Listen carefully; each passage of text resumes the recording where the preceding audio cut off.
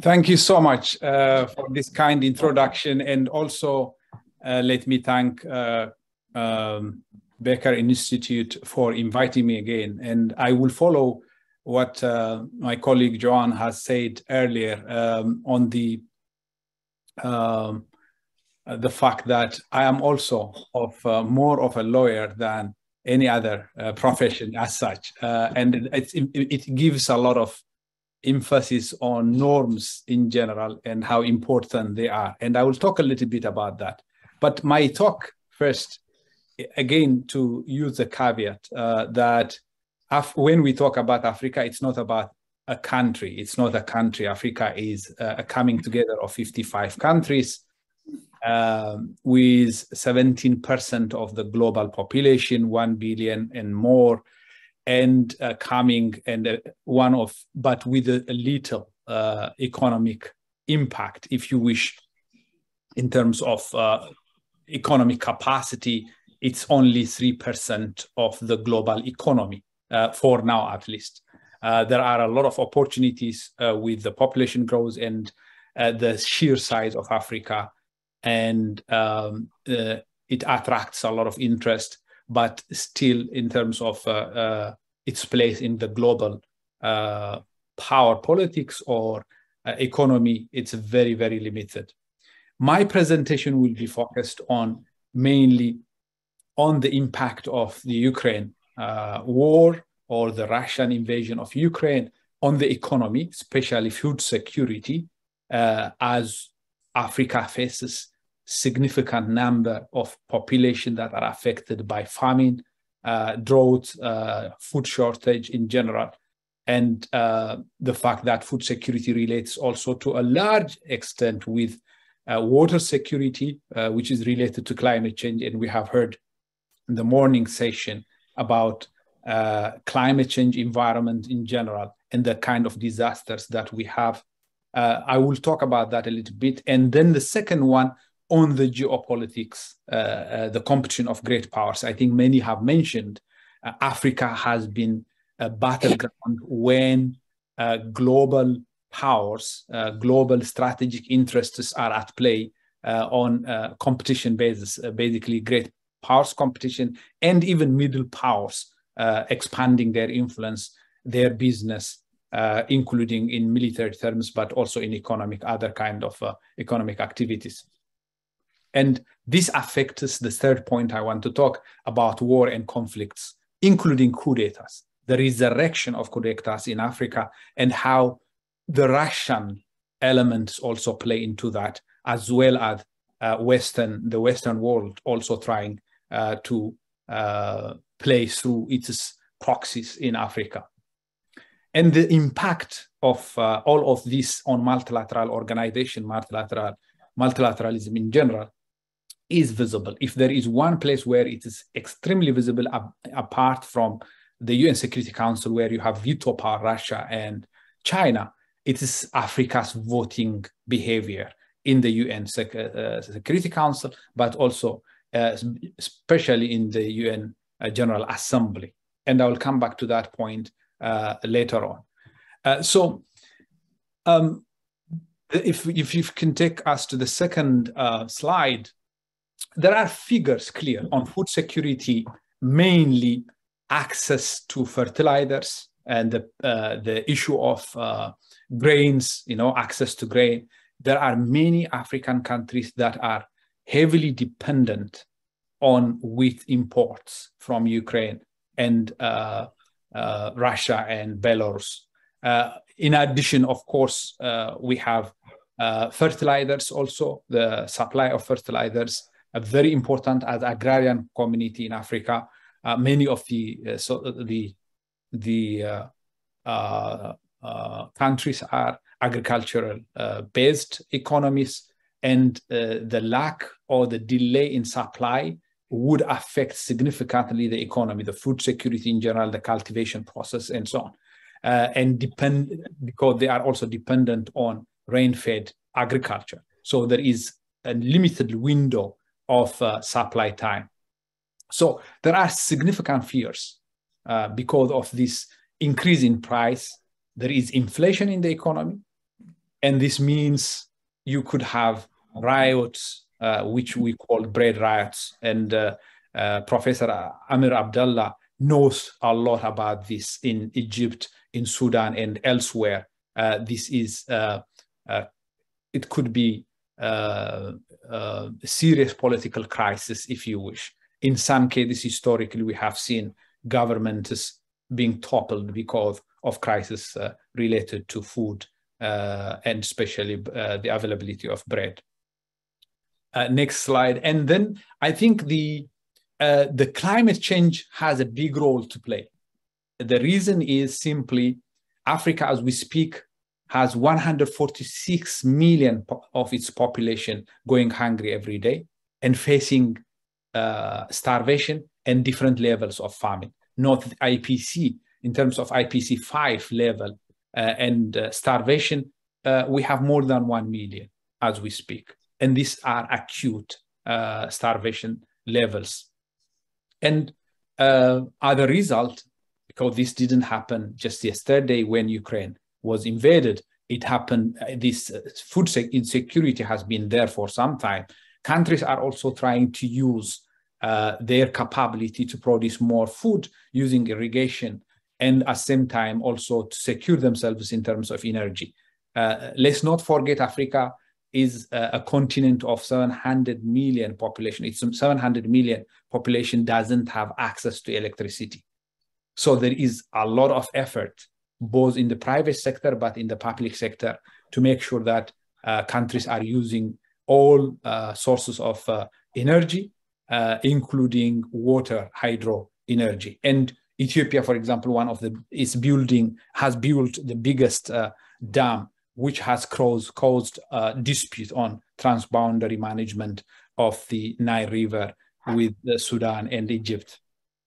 So a confluence of this all has added to the fragility of many African states. And I have said earlier that this is leading to the third point I want to raise about the geopolitical competition. And this is an important element in many ways. If you see the voting behavior recently, we have witnessed serious problem. The last one, I'm sure some of you have followed, more than 76% of the countries in Africa have had a problem in terms of deciding how to deal with the Russian invasion of Ukraine, which should not have been the case, given that Africa is a victim of imperial and at the same time artificial borders that are imposed by colonialism. And the fact that borders, there was a decision by the OAU, the Organization of African Unity, long time ago in Cairo, that colonial borders remain untouchable. There was a decision so that to avoid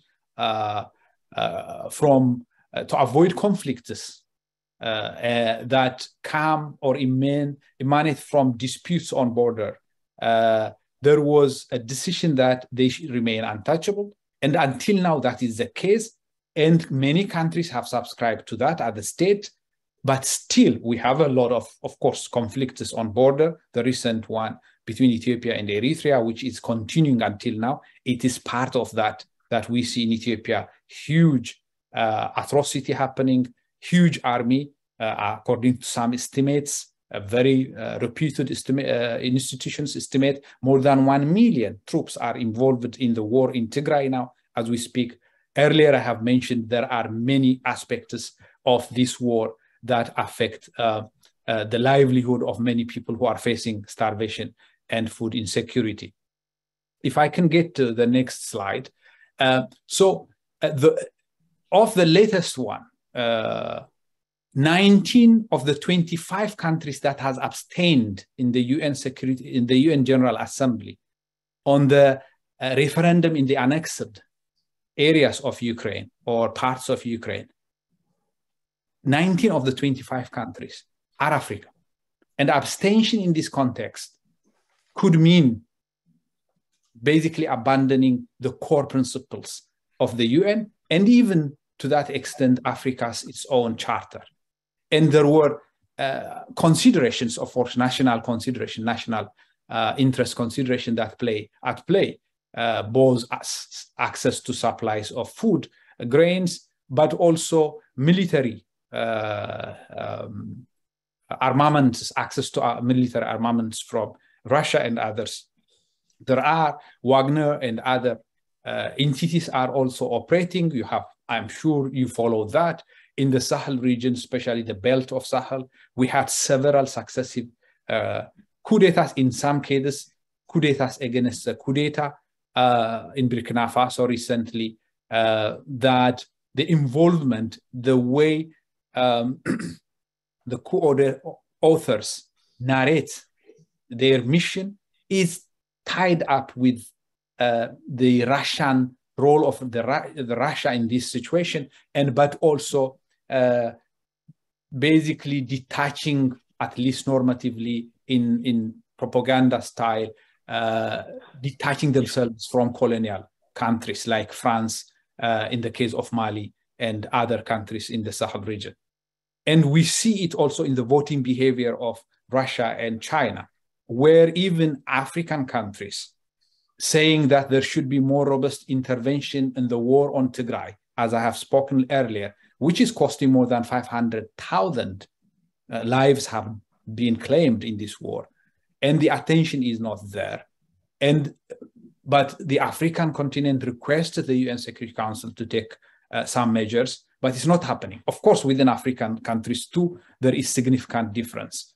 And this, in my opinion, is a serious challenge to the multilateral world order that emerged in after the Second World War, and African countries having a lot of vote in the UN system, though it's not like the UN Security Council, which is the custodian of, if you wish, the world order as such, with all its privileges. And we know Africa doesn't have a permanent seat there, even if there are requests for that. And there was a very surprising pronouncement by President Biden that Africa should be considered to have a permanent seat there in his last General Assembly speech. But still, the impact on the normative framework is serious. And it's a big challenge, in my opinion. And there are other aspects that I will bring later on in our conversation, in exchange, question and answer. But I think suffice to say that the great power competition is affecting significantly Africa's ability to have policy sovereignty, even the idea to access normal market supplies, wheat and fertilizer, which are critical for Africa in terms of food security, and also equally the shift from African conflicts, wars that need a lot of attention from the international community, including on COVID, on locust plagues, on drought and famine that we are facing with hundreds of millions in starvation. It is a serious, serious implication on the continent. And the way Africa is responding is not really something unified, and it's not dynamic as such. It is sometimes in the non-aligned countries style, but in other cases, especially those that are facing coup d'etats and unconstitutional change of government, they are leading to that. I can give you an example. Eritrean region in Ethiopia, which is part of the war on Tigray in Ethiopia, it has openly supported the Russian annexation, even the referendum recently, and also even Taiwan's, the visit by policy to Taiwan, and its opposition, open opposition to that kind of visits in support of China. And there are emerging elements in addition to the coup d'etat authors, but we have also even regimes that stayed for a long time, even if they are considered authoritarian in many ways, but trying to use this crisis to increase their leverage, either to access resource or to pronounce themselves in terms of normative frameworks. I'll end here, and later on, if there are some points that I want to bring in the question and answer, I'll pause them. Thank you.